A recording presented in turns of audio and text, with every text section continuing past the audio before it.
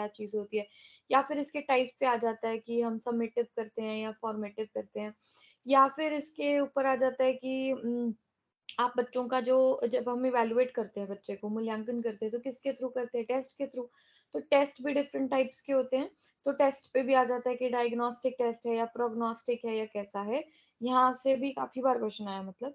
फिर या फिर क्रेडिट बेस्ड जो हमारा choice based credit system CBCS हम यूज़ करते हैं, वो आ जाता है, या फिर सीबीटी में से क्वेश्चन आ जाता है।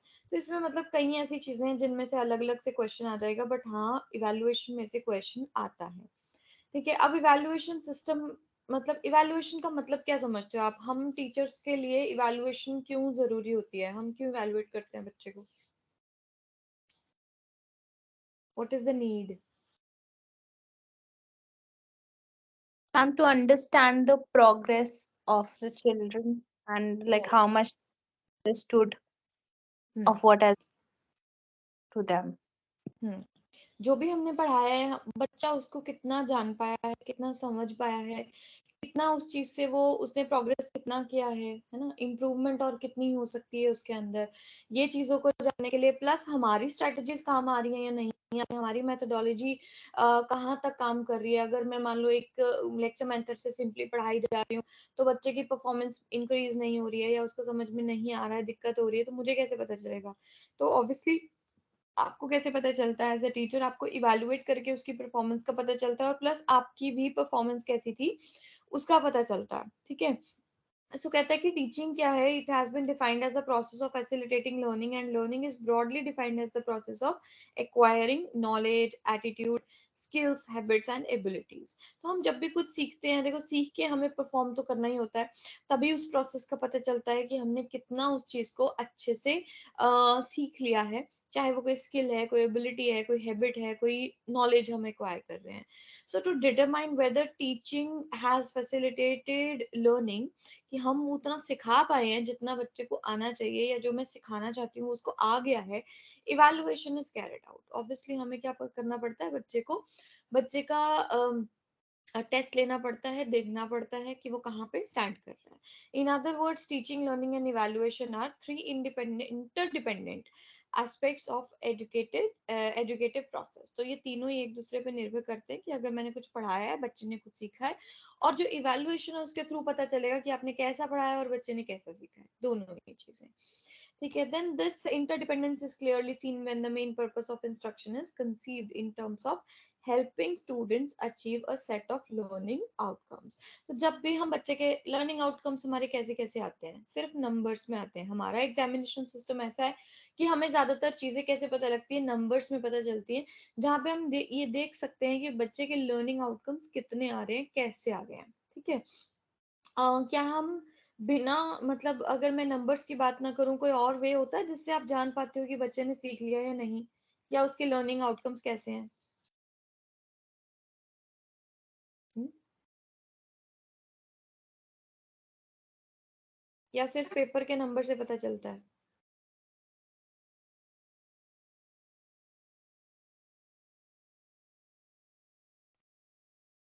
मैम ओरल इवैल्यूएशन भी तो होती है ना, बट स्टिल हुँ। Their grades are like awarded. हाँ, ओरल इवैल्यूएशन हम करते हैं, ऐसे तो हम असाइनमेंट्स भी देते हैं। इवन हम क्लास में भी जो जैसे बच्चा रिस्पॉन्ड जो करता है, अगर हम कुछ भी पूछते हैं या क्विक रिस्पॉन्स आते हैं बच्चों के, या जैसा भी है ना, वो परफॉर्मेंस क्या है, क्लास के अंदर कैसी परफॉर्मेंस है, उन चीज़ों से भी पता चलता है। हाँ, अल्टीमेटली उनके ग्रेड्स ही देखे जाते हैं, लेकिन ये जो छोटी-छोटी रोज़ की चीज़ें हैं, वो आप देखते हो तभी आप उनमें इम्प्रूवमेंट करोगे ना। एट लास्ट एग्ज़ाम्स तो लास्ट में ही होने हैं। तो हम ये जो छोटी-छोटी चीज़ें क्लास में उसके जो लर्निंग आउटकम्स होते हैं, यानी कि इसके अंदर सारी तीनों डोमेन्स आ जाती हैं। उनकी cognitive, psychomotor and affective domain, तीनों में कितने चेंजेस आ रहे हैं, हम ये देख सकते हैं। ठीक है, देन द इंस्ट्रक्शनल ऑब्जेक्टिव और the desired change in student, जो हमें चाहिए। देखो डिजायर्ड बिहेवियर क्या होता है, डिजायर्ड चेंज क्या होता है, जो हमें बच्चे के अंदर देखना हम चाहते हैं कि मैंने ये चीज़ इस इतनी इसको सिखाई, तो इसको इतनी आनी चाहिए। And brought about by planned learning activities. तो हम क्या करते हैं, उसके लिए प्लानिंग करते हैं और बच्चे को सिखाते हैं। हम अपनी प्लान्ड एक्टिविटीज के साथ जाते हैं एज अ टीचर, और बच्चे को वो आउटकम लेके आते हैं बच्चे के अंदर। And students progress is determined by the test. तो यहाँ पे तीनों चीजें आ गई। बच्चे का जो चेंज है वो क्या है, बच्चे में जो चेंज है वो लर्निंग है। जैसे मैंने कल बताया था कि लर्निंग को हम क्या कहते हैं, मॉडिफिकेशन ऑफ बिहेवियर। जब जहां बच्चे का बिहेवियर मॉडिफाई हुआ, चेंज आया उसके अंदर, उसी को लर्निंग कहते हैं। ठीक है, टीचिंग किसको कहते हैं, जब हम अलग अलग प्लान्ड स्ट्रेटजीज के साथ बच्चे को अपना मटेरियल या अपना कंटेंट या अपनी जो भी बात है वो रखते हैं उसके सामने। ठीक है, एंड देन दोनों ही चीजों को देखने के लिए, प्रोग्रेस देखने के लिए हम क्या करते हैं, इवैल्यूएशन की टेक्निक अप्लाई करते हैं, यानी कि बच्चे को इवैल्यूएट करते हैं। So evaluation is a systematic process of, देखो यहाँ पे देखो, collecting, analysing and interpreting information. ठीक है, तीनों वर्ड्स एक सीक्वेंस में चलते हैं। पहले आप उनको उसको कलेक्ट करते हो, सिस्टमैटिक प्रोसेस है इवैल्यूएशन का। डेटा को कलेक्ट करते हो, यानी जो भी उनके मार्क्स हैं उनको एनालाइज करते हो कि अच्छा बच्चे ने ये चीज सीख लिया, ये चीज इसको आती है, ये चीज इसको पता है, आपको वहां से पता लग जाता है। एंड उसके बाद आप समझते हो उस इंफॉर्मेशन को to determine the extent to which instructional objectives are being achieved. उसके बाद आप देखते हो कि हाँ ठीक है, 70% चीजें बच्चे को समझ में, मतलब ओवरऑल आपको एक आइडिया हो जाता है कि इसको क्या चीजें समझ में आ गई हैं, इंटरप्रेट कर लेते हो आप उस डेटा के थ्रू। ठीक है, then perhaps the most comprehensive definition of evaluation has been कि इवैल्यूएशन क्या है, collection and interpretation of evidence learning, यानी कि एक तरह का सबूत है कि हाँ बच्चे ने ये चीज जो मैंने पढ़ाई थी इसको इतनी आ गई है या इसने इतनी सीख ली है, उसके लिए हम डेटा को कलेक्ट करते हैं। डेटा कलेक्ट मतलब उनके जो नंबर होते हैं। ठीक है, आप मतलब चेक करते हो पेपर, वहां से क्या हो जाती है, डेटा की कलेक्शन हो जाती है। उसके बाद आप उसको एनालाइज कर लेते हो, मतलब जो पेपर लेते हो वो कलेक्शन हो गई और उनके जो भी लर्निंग है उसकी। उसके बाद उसको एनालाइज किया आपने, मतलब कैलकुलेट किया उसको आपने, एंड उसके बाद उसको समझा आपने। समझा इन द सेंस कि किस बच्चा कहाँ पे एग्जैक्टली स्टैंड कर रहा है, प्लस बच्चा भी उसको समझेगा कि मैं एग्जैक्टली कहाँ पे स्टैंड कर रहा हूँ या कर रही हूँ। ठीक है, तो ये होती है हमारी इवैल्यूएशन सिस्टम, जो कि बहुत ही सिस्टमैटिक है। हमारी एजुकेशन सिस्टम के अंदर जो इवैल्यूएशन सिस्टम है वो पूरी तरह से ग्रेड्स के ऊपर, यानी नंबर्स के ऊपर, उनकी परफॉर्मेंस बेस्ड कम होता है। परफॉर्मेंस मतलब नंबरों में ही उनकी परफॉर्मेंस को तोला जाता है। तो ऐसा कुछ नहीं है कि अदर देन मार्क्स हम कोई इंपॉर्टेंस देते हैं कि हाँ बच्चे ने बस एक सेमिनार दे दिया तो उसके बेस पे उसको नेक्स्ट क्लास में कर दिया, ऐसा हमारे यहाँ नहीं है सिस्टम। ठीक है, हम नंबर्स के बेस पे ही चलते हैं, बच्चों की पोजीशन देते हैं उनको, फर्स्ट पोजीशन, सेकंड पोजीशन। तो हमारे यहाँ पे यही एजुकेशन के अंदर एग्जामिनेशन सिस्टम है। ठीक है, उसी को हम इवैल्यूएशन सिस्टम कहते हैं। अब इवैल्यूएशन से मिलते जुलते हमारे पास दो और वर्ड्स आते हैं। ठीक है, कौन कौन से, देखो, मेजरमेंट आता है, फिर असेसमेंट आता है, फिर इवैल्यूएशन आता है। ठीक है, अब यहाँ पे जैसे ये सर्कल है कि मेजरमेंट क्या है, सबसे छोटी चीज होती है, मतलब है इवैल्यूएशन का ही पार्ट है दोनों ही। ठीक है, असेसमेंट भी और मेजरमेंट भी। जब मैं मापना कह रही हूँ किसी चीज को तो वो क्या हो गया, मेजरमेंट हो गया। जब हम आंकलन कह रहे हैं किसी चीज को आंकना, ठीक है, वो असेसमेंट हो जाता है। जब हम मूल्यांकन कहते हैं तो वो इवैल्यूएशन हो जाता है। अब आप देख पा रहे हो कि अगर छोटी सी चीज है, जैसे यहाँ पे है, जब मैं सिर्फ कलेक्ट कर रही हूँ डेटा को तो मैं मेजर कर रही हूँ, ओनली मेजरिंग। ठीक है, जब मैं कंपैरिजन कर रही हूँ अमंग डिफरेंट डेटा, यानी कि पिछली बार मेरे नंबर इंग्लिश में मान लीजिए आए थे 50। ठीक है, जब मैंने पेपर दिया एज अ स्टूडेंट, और नेक्स्ट टाइम जब मैंने पेपर दिया तो मेरे मार्क्स आए 70। तो इसका मतलब क्या हुआ, असेसमेंट का मतलब अब मैं कंपेयर करूंगी कि मेरी लास्ट टाइम जो परफॉर्मेंस थी उससे कहीं बेटर मेरी परफॉर्मेंस आई है इस बार। ठीक है, तो जब आप डिफरेंट डेटा के अंदर अपने ही डेटा के अंदर क्या करते हो, कंपेयर करते हो उसको, तो हम आंकते हैं उसको। ठीक है, सिंपली जब मैंने ये देखा कि हाँ ठीक है, अच्छा मेरे इतने नंबर आए, तो वो मेजरमेंट है। ठीक है, अब इवैल्यूएशन क्या होती है कि अगर हम जब जहां हम टू सेट्स को कंपेयर भी कर रहे हैं प्लस प्लेस ऑफ वैल्यू भी बता रहे हैं। अब यहाँ पे क्या होगा, comparison of two sets of assessment का मतलब क्या है, वहां पे मैं किसकी किसके किसके कंपैरिजन कर रही थी, अपना ही परफॉर्मेंस का कंपैरिजन कर रही थी। असेसमेंट और इवैल्यूएशन में ये डिफरेंस होता है। जब आप असेस कर रहे होते हो तो आप क्या करते हो, सिर्फ जैसे आपने जो जितना भी डेटा है, आपका डेटा है, मान लो आपने उसमें देख लिया कि अच्छा पिछली बार इतने आए थे, इस बार इतने आए हैं, आपने ये क्लियर कर लिया कि अच्छा परफॉर्म कर रहा है। ठीक है, अब अगर मेरा ही कंपैरिजन किसी और से किया जाए जिसके 80 नंबर आए हैं या जिसके 71 भी आए हैं, अब मान लीजिए मेरे 70 आए हैं, ठीक है, उसके 71 आए हैं किसी के भी क्लास में, तो उसकी प्लेस ऑफ वैल्यू क्या होगी, मेरे से आगे होगी ऑब्वियसली, चाहे आधे नंबर से ही हो, चाहे फर्स्ट पोजीशन वाला आधे नंबर से ही फर्स्ट क्यों ना आया हो, है ना। तो वो क्या होगा, प्लेस ऑफ वैल्यू भी काउंट होगी वहां पे, उसको हम इवैल्यूएशन कहते हैं। यानी कि इवैल्यूएशन एक बड़ा पार्ट है, उसमें जैसे हमारी पूरी क्लास का आपस में कंपैरिजन होता है और उसके बाद हमारा फर्स्ट पोजीशन से लेके लास्ट पोजीशन तक बच्चे को रैंक ऑर्डर में डिवाइड कर दिया जाता है। तो जब हम रैंकिंग करते हैं, वो प्लेस ऑफ ऑर्डर निकालते हैं, उसी चीज को हम मतलब प्लस हम उनका ये भी देखते हैं कि आपस में वो कहाँ पे स्टैंड कर रहे हैं, तो वही चीज क्या होती है, हमारी इवैल्यूएशन होती है। ये 3 वर्ड्स क्लियर हुए? Yes ma'am. Yes ma'am. Okay. ये याद रखना है आपने, और पेपर में हमेशा ध्यान रखना कि अगर कभी क्वेश्चन आ रहा है, वहां पे अगर असेसमेंट लिखा है, तो क्वेश्चन के मायने बदल जाते हैं समटाइम्स, ठीक है। फिर कई बार आप बाद में आके सोचते हो कि अच्छा ये असेसमेंट था, मैंने तो इवैल्यूएशन, मतलब हम एक जैसा समझ लेते हैं इसको। तो आपने एक जैसा नहीं समझना है। असेसमेंट हम जैसे असेस का मतलब क्या होता है कि मैं अगर छोटी सी एक एक्टिविटी की भी बात करूं तो उसको भी मैं असेस कर सकती हूँ, किसी भी पर्टिकुलर चीज को मैं असेस कर सकती हूँ। लेकिन इवैल्यूएशन हमेशा ओवरऑल होगी। इवैल्यूएशन एक बड़ा, एक वाइडर टर्म है, जिसके अंदर सारी चीजें आ जाती हैं, सारी मतलब बच्चे की एट लास्ट जो हम करते हैं, जिसके अंदर उसकी सारी आप कह सकते हो उसकी जो करिकुलर, को करिकुलर या जैसी भी उसकी सारी एक्टिविटीज ओवरऑल, जो 6 मंथ्स में आप एक सेमेस्टर के अंदर पूरा जब देखते हो, उसको हम इवैल्यूएशन कहते हैं।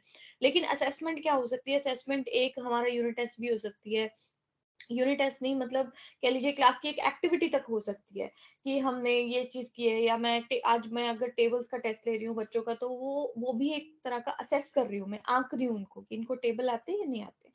तो वहां पे भी हम एक मतलब छोटी से छोटी पर्टिकुलर चीज के लिए असेस कर सकते हैं बच्चे को। बट जो इवैल्यूएशन है वो बहुत सारी असेसमेंट से हमारी इवैल्यूएशन बनती है, यानी कि evaluation, assessment is part of evaluation, ठीक है।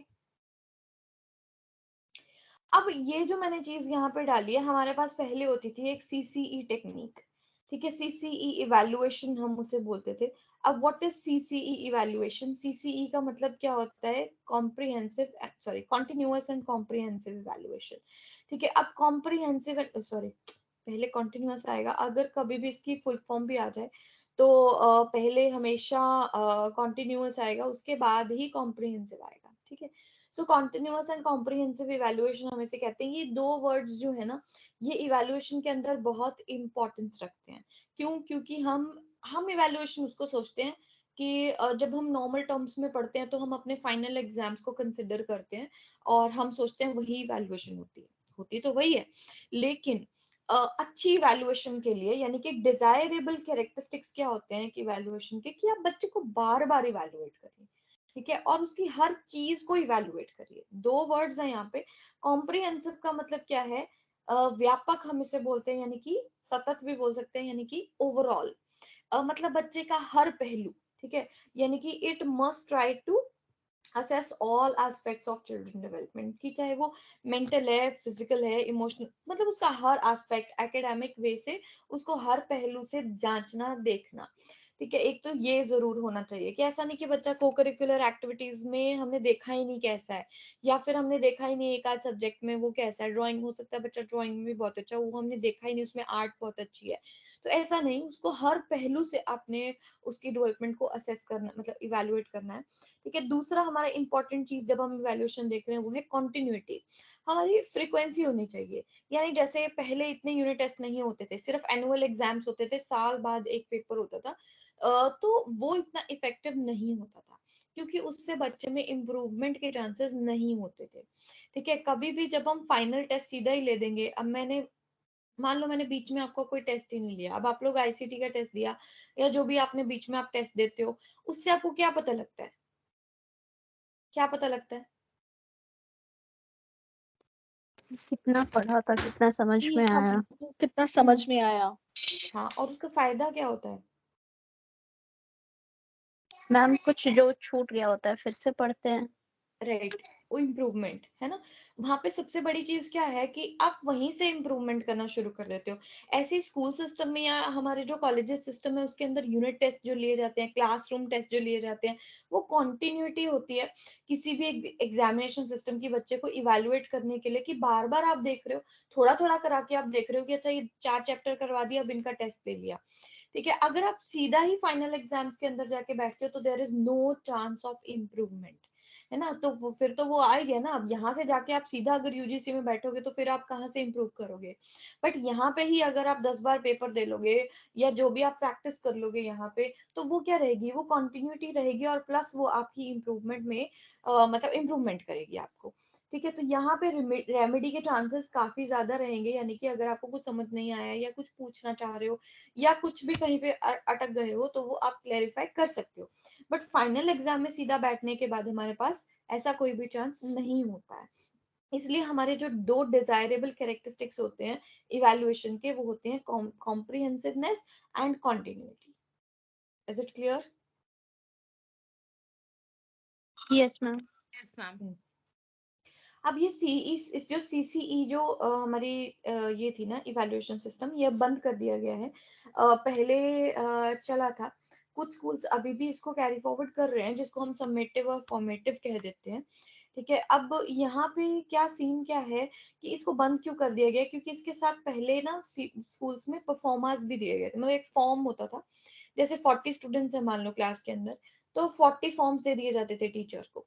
ठीक है, अब टीचर को क्या करना होता था, यहाँ पे क्या वर्ड है, कॉन्टिन्यूटी, कॉन्टिन्यूस। कॉन्टिन्यूस का यहाँ पे मतलब था कि हर मंथ वो टीचर उस फॉर्म को हर बच्चे के लिए फिल करता था। ठीक है, कि मान लो जैसे रोल नंबर 1 है, अब मैंने उसका फॉर्म उठाया, उस फॉर्म में ये तक होता था, मतलब I have seen those forms, तो उस फॉर्म में ये तक होता था कि बच्चे ने इस मंथ में मतलब जैसे क्या बोलना क्या सीखा है या लिखना क्या सीखा है, कितने मतलब कितने अब वो क्या लिख लेता है, जैसे मैंने जब जब आई सॉ दोस फॉर्म्स तो उसमें ये तक लिखा था कि बच्चे ने इस महीने 2 अक्षर का जोड़ सीख लिया है, यानी कि उसको ये पता लग गया कि कैसे हमने एक वर्ड बनाना है। तो इतना तक लिखा जाता था कि इस मंथ में बच्चे ने क्या सीख लिया, फिर नेक्स्ट मंथ में बच्चे ने क्या इंप्रूवमेंट की। प्लस उस फॉर्म के अंदर ये भी होता था कि क्लास में बच्चा कैसा है, उसका बिहेवियर पैटर्न कैसा है, जैसे कई बच्चे होते हैं बहुत ही शरारती होते हैं, कई बच्चे होते हैं बोलते ही नहीं है क्लास में, कई क्वेश्चन मतलब क्वेश्चन ही नहीं करते, बस जो पढ़ा दिया ठीक है घर चले जाते हैं ऐसे ही चुपचाप। कुछ मतलब कुछ होते हैं बहुत ही ज्यादा क्वेश्चनिंग करते हैं, कुछ होते हैं अपनी सीट पे ही नहीं बैठते हैं। तो कैसा बिहेवियर बच्चे का रहा है वो भी चीज मेंशन करनी होती थी। But it was like a burden on the teacher कि आप हर मंथ उन एक एक बच्चे की एक एक चीज को कंसिडर कर रहे हो, प्लस वो फॉर्म्स भर रहे हो। उस फॉर्म भरने के सिस्टम को फिर बंद कर दिया गया।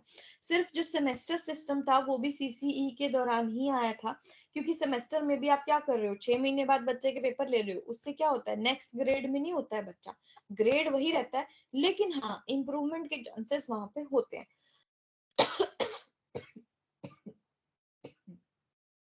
क्योंकि अभी फाइनल सेमेस्टर होना होता है, तो एक सेमेस्टर के बाद भी आप बच्चे के अंदर या एक यूनिट टेस्ट के बाद 2 यूनिट टेस्ट के बाद भी आप बच्चे में इंप्रूवमेंट कर सकते हो। तो कॉन्टिन्यूटी वहां भी बनी रहती है एग्जामिनेशन सिस्टम की। और कॉम्प्रिहेंसिव भी होते हैं वो, यानी कि हम उसमें असेसमेंट के नंबर भी देते हैं, हम उसमें को करिकुलर के नंबर भी देते हैं, हम उसमें उसके एकेडमिक जो उसने पेपर में नंबर लिए होते हैं वो भी देते हैं। तो ओवरऑल हम उसकी हर चीज को वहां पे इवेल्युएट करते हैं। Is it clear? Comprehensive and continuity का मतलब समझ में आ गया? Yes, ma'am. तो ये दो हमारे मेन पैरामीटर्स होते हैं जिनको ध्यान में रखते हुए हम एक अच्छी इवैल्यूएशन कर सकते हैं। ठीक है, अब इवैल्यूएशन के हमारे फंक्शंस क्या होते हैं, हम क्यों करते हैं इवैल्यूएशन, या क्या जरूरत होती है, या इसकी क्या नीड क्या है। देखो, एक तो इससे हमें फीडबैक मिलती है। ठीक है, अब फीडबैक का क्या मतलब है कि to assess the strength and weakness, जैसे आपने अभी कहा कि मुझे पता चल जाता है कि हमने कितना उस चीज को सीखा और कितना अभी हमारा रहता है, यानी मैं कहाँ तक पहुंच गई हूँ और कहाँ तक नहीं पहुंची हूँ। देन दूसरी चीज, इससे मोटिवेशन मिलती है। अगर आपके अच्छे, अब आप जैसे टेस्ट देते हो तो आप कितना हार्ड वर्क कर रहे हो आपको टेस्ट से पता चल जाता है, कि अगर आपने 40 में से अगर आपके 38 मार्क्स आए हैं तो यू आर डूइंग गुड, ये आपको खुद को मोटिवेट करता है। ठीक है, देन बेटर गाइडेंस इससे हो जाती है कि crucial for growth of peoples, जो भी बच्चे उसको पढ़ रहे हैं उनकी गाइडेंस और ज्यादा अच्छी हो सकती है, या वो और ज्यादा अच्छी गाइडेंस ले सकते हैं। देन रेमेडी प्रोवाइड की जा सकती है, यानी कि अगर वो किसी भी एरिया में वीक है, जैसे बड़ी बार होता है कि आपका मैथ्स का एरिया या रीजनिंग का एरिया थोड़ा सा वीक होता है, या कईयों का थ्योरी पार्ट वीक होता है, तो उसके अंदर आप क्या कर सकते हो, रेमेडी ले सकते हो। रेमेडी का मतलब क्या होता है, उपचार। एक तरह से दोबारा पढ़ सकते हो, या दोबारा क्लास ले सकते हो, या जैसे आप रिकॉर्डिंग सुन लेते हो, या उसको रिवाइज कर लेते हो चीज को। ठीक है, तो वो आपको यहाँ पे बेनिफिट हो जाता है जब आप इवेलुएट करते हो बच्चों को। देन फैसिलिटेट्स प्लानिंग, आप प्लान करके चल सकते हो, ऑर्गेनाइज हो सकते हो और ज्यादा, और उसे इम्प्लीमेंट कर सकते हो अच्छी लर्निंग एक्टिविटीज के थ्रू। ठीक है, यानी कि और अच्छा अपनी टीचिंग को कर सकते हो। देन रिवीजन ऑफ करिकुलम कर सकते हो, पूरा का पूरा करिकुलम आप रिवाइज कर सकते हो इसके थ्रू। देन इंटर इंस्टीट्यूशनल कंपैरिजन कर सकते हो, यानी कि कैसा, मतलब ये तो वैसे रेयर होता है, बट आप ये कर सकते हो कि आप देख सकते हो कि उनका कैसा परफॉर्मेंस रहा, हमारे बच्चों का कैसा परफॉर्मेंस रहा दूसरे किसी भी इंस्टीट्यूशन का। देन एजुकेशनल डिसीजन मेकिंग के लिए बहुत अच्छा होता है कि आप सिलेक्शन कर सकते हो कि जैसे मैंने अगर कोई करियर सिलेक्ट करना है, या कहीं पे प्लेस होना है, या कोई प्रमोशन है, या फिर क्लासिफाई होना है कि मैं किस कैटेगरी में जा सकती हूँ, उसके लिए भी बच्चों को इवेलुएट किया जाता है, या बड़ों को, जो भी जहाँ पे भी हम इवेल्युएशन सिस्टम लगा रहे हैं। तो आपको मान लीजिए कोई एंट्रेंस टेस्ट दिया है, वहां पे प्लेस होना है, या फिर कोई आपने कोई सिलेक्शन होनी है आपकी, वहां पे भी इवेलुएट किया जाता है, तो इसके लिए भी हम इवेलुएशन सिस्टम को लगाते हैं। Then submission of progress report to parents, obviously आपका रिपोर्ट कार्ड जो पेरेंट्स के पास जाता है कि आपने साल भर में किया क्या है, या आपने इन 6 महीनों में किया क्या है, या आजकल तो हर चीज ही व्हाट्सएप होती है पेरेंट्स को, तो आपने इस वीक में या आज के दिन आपने क्या किया है, क्या आपकी परफॉर्मेंस रही है, हाउ यू आर डूइंग। तो ये सारी चीजें उनको रिपोर्ट करना इज वेरी इंपॉर्टेंट, उसके लिए भी इवेलुएट किया जाता है। तो हम किन किन चीजों के लिए इवेलुएट करते हैं बच्चे को, ये वो सारी चीजें। Clear? Yes ma'am. Okay, then next आती है हमारी इवैल्यूएशन की टेक्निक्स। हम कैसे कैसे इवैल्यूएट कर सकते हैं बच्चे को। देखो, एक तो हम रिटन एग्जाम लेते हैं जो सबको पता है, पेपर पेंसिल वाला, ठीक है, हम बचपन से देते आए हैं। दूसरा हम ओरल एग्जामिनेशन देते हैं, जिसमें हम बच्चे की, जैसे यहाँ पे है कि रीडिंग एबिलिटी उसकी पता चल जाती है, या प्रोनाउंसिएशन पता चल जाती है, या फिर हम उसका वाइवा लेते हैं जिसके थ्रू हमें काफी कुछ उनकी नॉलेज कैसी है किसी पर्टिकुलर टॉपिक के बारे में वो पता चल जाती है। तो हम ओरल एग्जामिनेशंस भी ले सकते हैं, प्लस प्रैक्टिकल एग्जामिनेशंस भी ले सकते हैं, जैसे कि प्रोजेक्ट्स बनाने देने बच्चे को, या फिर म्यूजिक में, क्राफ्ट में, जो आर्ट बेस्ड जो चीजें होती हैं, या जो प्रैक्टिकल सब्जेक्ट्स होते हैं, जैसे फिजिकल एजुकेशन हो गया, या साइंस हो गया, टेक्नोलॉजी हो गया, इनके इनके अंदर हम बच्चे की स्किल्स को जज करने के लिए हम प्रैक्टिकल एग्जाम्स भी लेते हैं।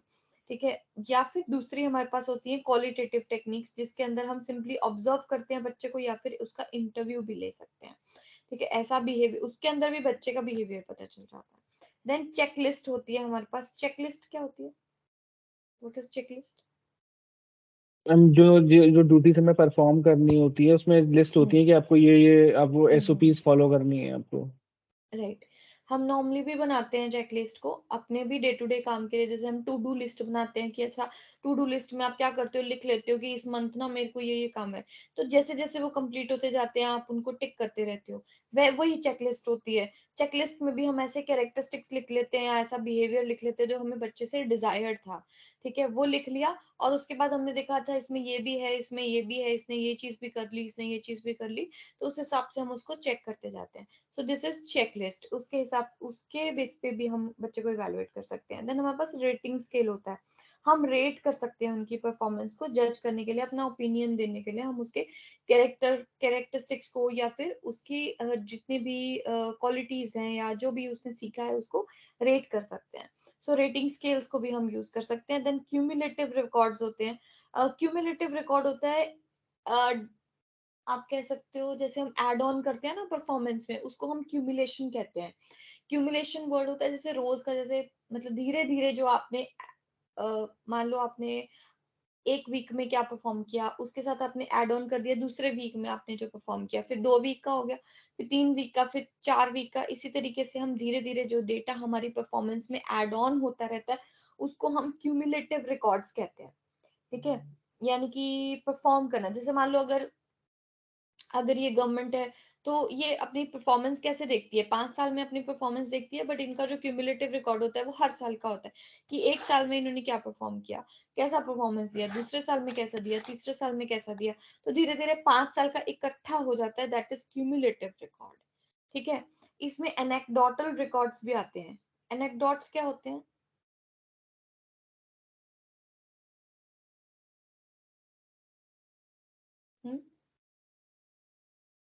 Anecdotes Anecdotes are small situations or stories very good. हाँ like जी, literal sense.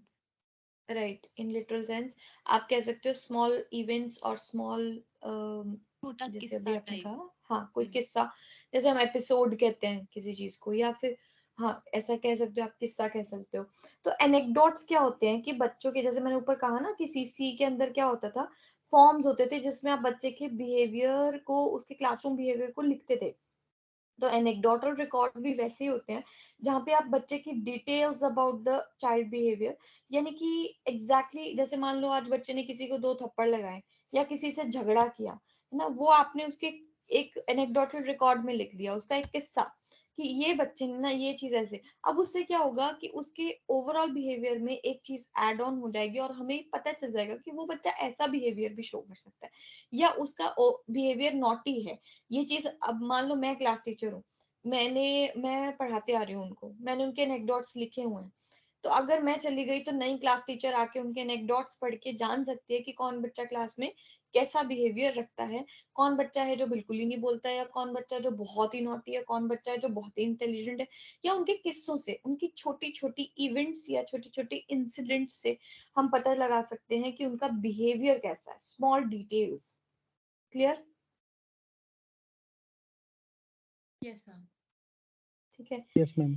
इतना सबको क्लियर है इवैल्यूएशन के बारे में हमने जो भी अभी तक पढ़ा है?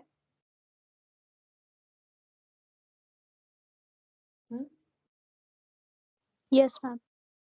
Okay good. अब टाइप ऑफ इवैल्यूएशन नहीं है ये, यहाँ पे टाइप ऑफ टेस्ट है। ठीक है, टाइप ऑफ टेस्ट का मतलब क्या है कि जिससे हम बच्चे को क्या करते हैं, असेस करते हैं या इवैल्यूएट करते हैं, उस वो हम किसके थ्रू करते हैं, अलग अलग उसके टेस्ट लेते हैं। अब टेस्ट जो है यहाँ पे कितने बेस पे हैं, ठीक है, मतलब कि बेस इन द सेंस कि किस किस आधार पे हम टेस्ट लेते हैं बच्चे का। जस्ट 1 मिनट, इसे मैंने आपके नोट्स में अपडेट कर दिया था।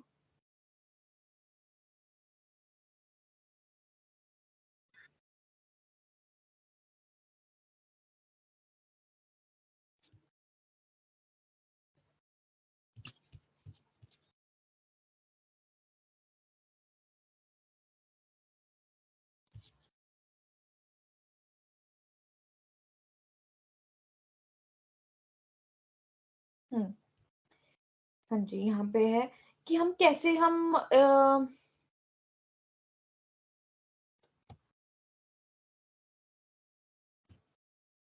Types of test.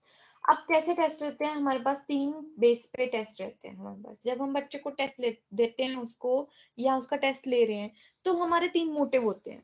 ठीक है, एक तो होता है कि based on nature of reference, यानी कि यहाँ पे आप स्कोरिंग भी लिख सकते हो कि मुझे जानना क्या है, मुझे उनके कैसे स्कोर देने हैं, ठीक है, उनका कैसा परफॉर्मेंस जानना है, वो आप लिख सकते हो।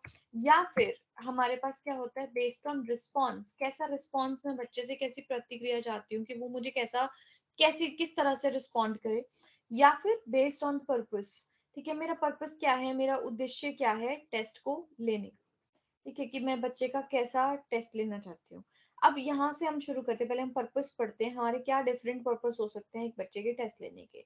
नंबर 1 है डायग्नोस्टिक टेस्ट। किसी भी टीचिंग एग्जाम में सबसे ज्यादा क्वेश्चंस डायग्नोस्टिक टेस्ट पे आते हैं। ठीक है, और आप लोगों के पेपर में भी काफी बार एक डायग्नोस्टिक के ऊपर क्वेश्चन आ चुका है। तो निदानात्मक परीक्षण हम इसे कहते हैं, जिसमें हम किसी का निदान करते हैं। अब क्या है ये, व्हाट इज डायग्नोस्टिक टेस्ट, क्या डायग्नोज करते हो आप इसमें?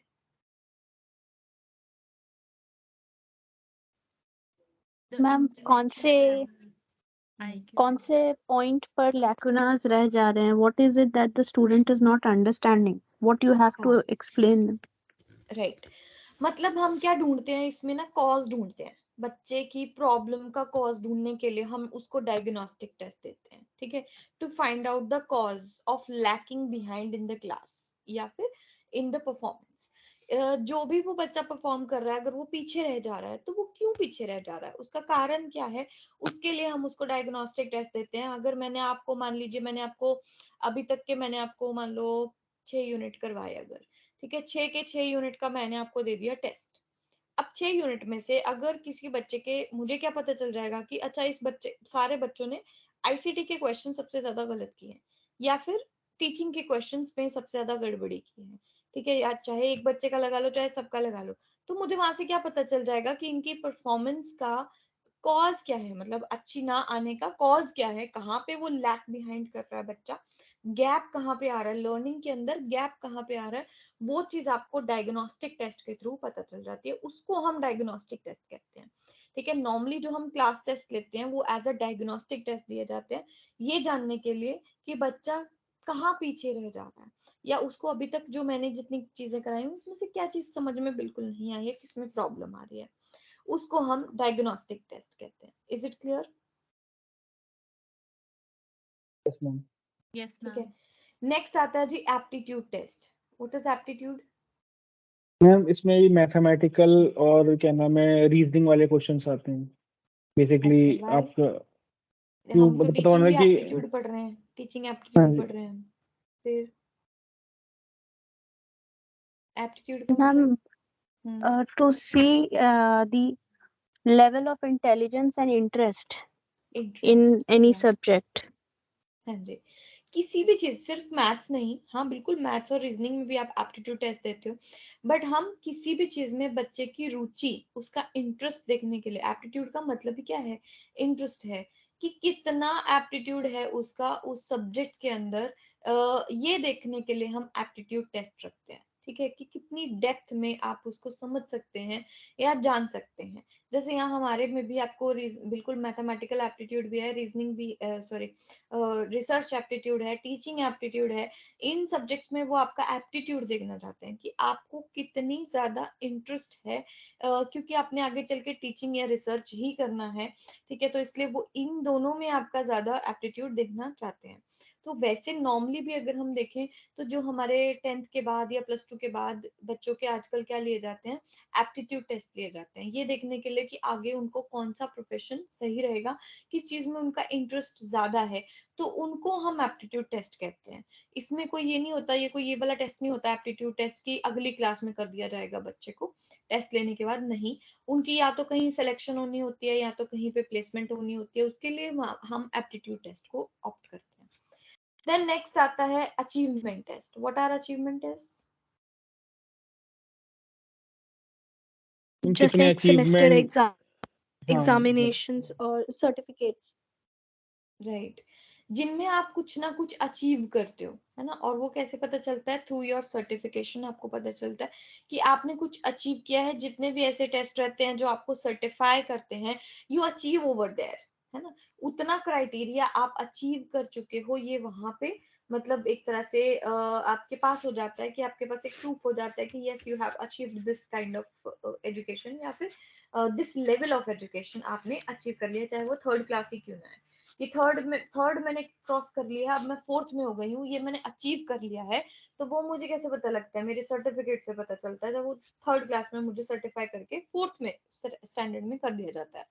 तो चाहे आप बड़े बड़े लेवल की बात कर रहे हो, चाहे आप छोटे लेवल की बात कर रहे हो, जो हमारे अचीवमेंट टेस्ट होते हैं मेनली वो हमारे फाइनल एग्जाम्स होते हैं, ये दोनों के ऊपर, ये दोनों ना स्कूल लेवल पे यूज होते हैं। कौन कौन से? डायग्नोस्टिक, ये यूनिट टेस्ट होते हैं ज्यादातर, और ये हमारे अचीवमेंट टेस्ट जो फाइनल टेस्ट होते हैं, जहाँ पे हम अचीव कर जाते हैं चीजों को, ठीक है। इन दोनों का जो है आपका मतलब सेम लेवल पे हम यूज करते हैं इसको। देन आते हैं proficiency test. What are proficiency test? कुशलता परीक्षण, वो क्या होता है? स्पेशलाइजेशन जिसकी होती है ना, जैसे कोई अगर Skills पूरी अगर हाँ टेस्ट स्किल्स लेते में हैं। या किसी की कोई राइट, स्पेशलाइजेशन कर रहा है उसमें। गुड, ये होता है स्किल बेस्ड टेस्ट, है ना, जिनमें बच्चों की स्किल्स देखी जाती हैं, और ये ज्यादातर प्रोफेशन के अंदर होते हैं, यानी कि जब आप किसी प्रोफेशन में एंटर करने वाले होते हो तो आपकी स्किल्स को मेजर किया जाता है, वहां पे देखा जाता है कि आपकी स्किल्स कैसी हैं इस चीज के अंदर। या जैसे इसका सबसे बेस्ट अगर मैं कहूँ एग्जाम्पल, तो आइलेट्स इसका सबसे बेस्ट एग्जाम्पल है, जहाँ पे इंग्लिश आपकी कैसी है उस स्किल को देखा जाता है। इंग्लिश की सारी चारों skills, listening, speaking, reading, writing आपकी देखी जाती है। तो वो प्रोफिशिएंसी टेस्ट लेते हैं, वो कोई ऐसा टेस्ट नहीं लेते हैं, वो प्रोफिशिएंसी टेस्ट लेते हैं, जिसमें मतलब उसका कोई क्राइटेरिया, कोई सिलेबस नहीं होता। हाँ, बस उसका ये होता है कि आपको बोलना आता है इंग्लिश, आपको लिखना आता है इंग्लिश, तो वो स्किल होती है। लैंग्वेज तो स्किल है ना।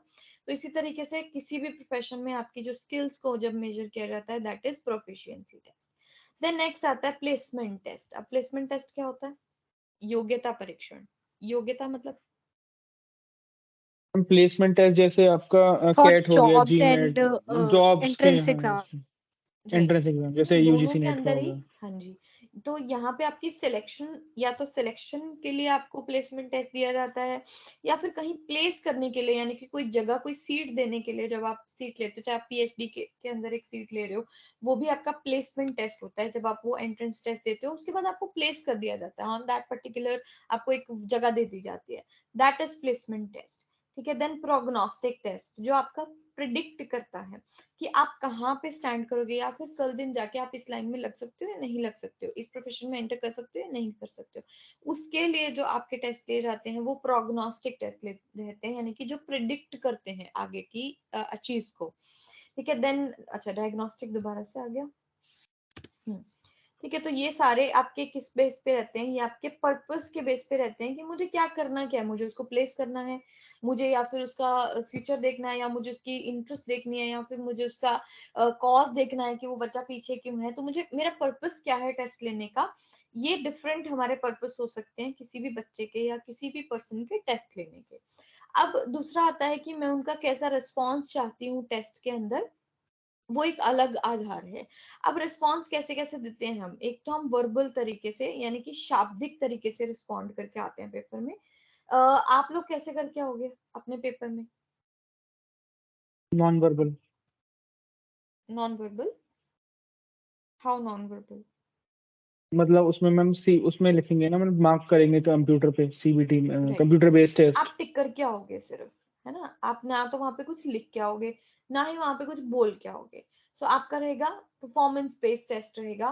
प्लस परफॉर्मेंस में भी आपका कैसा रहेगा? ऑब्जेक्टिव टेस्ट रहेगा, है ना। ऑब्जेक्टिव क्या है? जो आपका टेस्ट होता है जिसके अंदर हम मल्टीपल चॉइस या फिर फिल इन द ब्लैंक्स या फिर ट्रू फॉल्स ऐसे क्वेश्चंस हम देते हैं, वो ऑब्जेक्टिव। ऑब्जेक्टिव का मेन मतलब ये होता है वन वर्ड आंसर होता है इसका।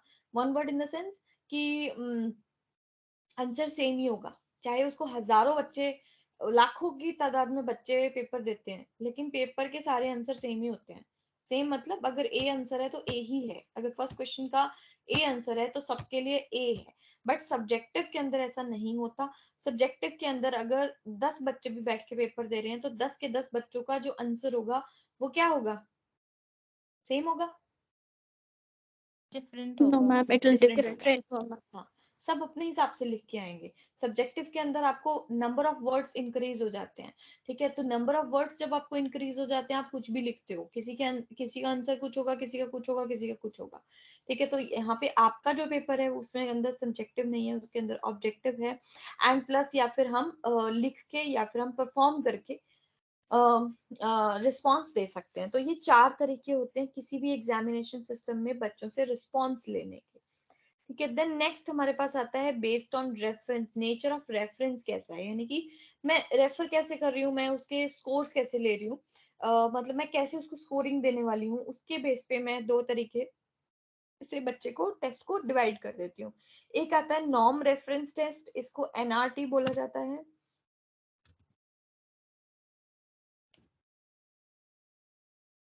दूसरा क्राइटेरियन रेफरेंस टेस्ट, इसको हम सीआरटी भी बोलते हैं। एनआरटी और सीआरटी। ठीक है। अब क्या होता है जी नॉर्म रेफरेंस टेस्ट?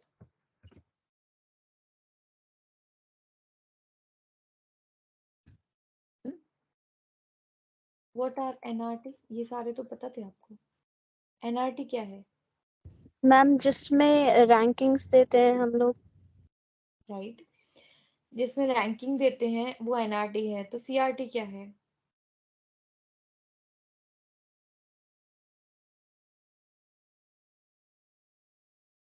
मैम जिसमें नंबर मतलब फिक्स होती है। उल्टा। मैम norm इतने वाला references pass generally there is 33 just वाला one cutoff that is kept, and people scoring above is pass or fail. But in criterion reference are like जैसे हम लोग का होता है, besides cutoff Merit there are जाती है। other criteria that needs to be fulfilled, like how many students appeared, what was the total number of seats available, and on that basis the results are declared. हाँ जी, जो norm reference test है उसके अंदर आपकी जो scoring होती है वो ऑलमोस्ट फिक्स होती है। ऑलमोस्ट क्या, फिक्स ही होती है। जैसे आपको स्कूल लेवल के ऊपर, अब रैंकिंग भी उसी में ही होती है। जैसे आपको स्कूल लेवल के ऊपर 33 मार्क्स लेने होते हैं या 35 मार्क्स लेने होते हैं, मतलब पासिंग मार्क्स आपको जहाँ चाहिए, जहाँ पे फिक्स है, नॉर्म्स आर फिक्स्ड, ठीक है, वहां पे नॉर्म रेफरेंस टेस्ट उसको हम कहते हैं। यानी कि स्कोरिंग किस बेस पे होगी? अगर मैं बच्चे का पेपर चेक कर रही हूँ तो मुझे मैं क्या पूछूंगी? हाँ जी भाई बताओ पास कितने वाला है। यानी कि क्योंकि देखना होता है ना कि ये बच्चा पास है या फेल है। अगर उसके 30 स्कोर आए हैं तो इसका मतलब वो फेल है पेपर के अंदर। अगर 33 भी आए हैं तो भी मुझे उसको पास लिखना है। तो आप क्या देख रहे हो, यानी कि वहां पे जो स्कोरिंग है वो एक एक जो नंबर है वहां तक फिक्स्ड है, ठीक है। जैसे बहुत सारे कॉम्पिटिटिव एग्जाम्स में फिक्स होता है कि आपको कितने नंबर लेने हैं, 60% लेने हैं, यानी कि 90 नंबर लेने हैं 150 में से। तो वहां पे फिक्स होता है कि 90 वाला क्लियर है जी।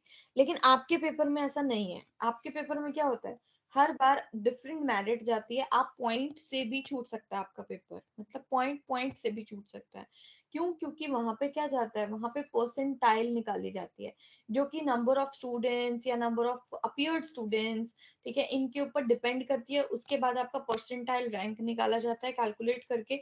तो वो क्या होता है, हर बार डिफरेंट होता है। आपको पेपर में बैठने से पहले ये पता ही नहीं होता कि एग्जैक्टली नंबर कितने चाहिए। बहुत सारे बच्चे जैसे ये पूछते हैं, उनका पहला क्वेश्चन ही होता है, डेमोज में भी बच्चे भी पूछते हैं, मैम नंबर कितने लेने होते हैं, हम कितने नंबर के लिए प्रिपेयर करते हैं। तो वो चीज हम यहाँ पे डिफाइन करके नहीं चल सकते, बट हम अपने कह लीजिए कि हम अपने टारगेट से ज्यादा नंबर सोच के चलते हैं।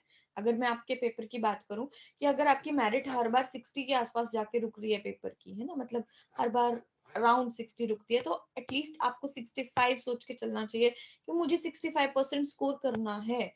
तभी आप जाके मेरिट के अंदर फॉल करोगे, क्योंकि आपका पेपर क्या है, क्राइटेरियन रेफरेंस टेस्ट है। अगर आप 60 सोचते रहोगे ना कि 60 लेने हैं, 60 लेने हैं, ठीक है, तो वो 60 के आसपास भी कहीं पॉइंटों में भी फंस सकता है, और ऐसा बहुत बार होता है, बहुत बार। ठीक है, प्रिपेयर करो उससे ऊपर वाले के लिए। तो उसी चीज को हम, ये जो हमारे साथ होता है, ये हमारा क्या होता है, क्राइटेरियन रेफरेंस टेस्ट, क्योंकि हमारा मेरिट बेस्ड जो है एग्जामिनेशन सिस्टम है। कोई फिक्सेशन नहीं है कि कितने एग्जैक्ट स्कोर्स आपको चाहिए। Is it clear? Yes ma'am. ठीक है, सबको ये तीनों समझ में आया सबको? Yes very ma'am. Important. NRT CRT से तो फिर भी क्वेश्चन तो आया है, एनआरटी सीआरटी से भी कई बार आते हैं, बट डायग्नोस्टिक वगैरह में से ज्यादा आते हैं। कई बार मैचिंग आई है, इसमें से ना मैचिंग आती है। यहाँ पे आपको ये लिखे होते हैं, एक साइड 3-4 जैसे पेपर लिख दिए उन्होंने, दूसरी साइड इसकी एक्सप्लेनेशन लिखी होती है कि मतलब अगर आप कॉज ढूंढ रहे हो तो उसको क्या कहते हैं, अगर आप बच्चे का ये देख रहे हो उसको क्या कहते हैं, मतलब दूसरी साइड उसको एक्सप्लेन किया होता है और आपको मैच करना होता है राइट टेस्ट। ठीक है, ऐसे इसका कई बार आया है ये मैचिंग।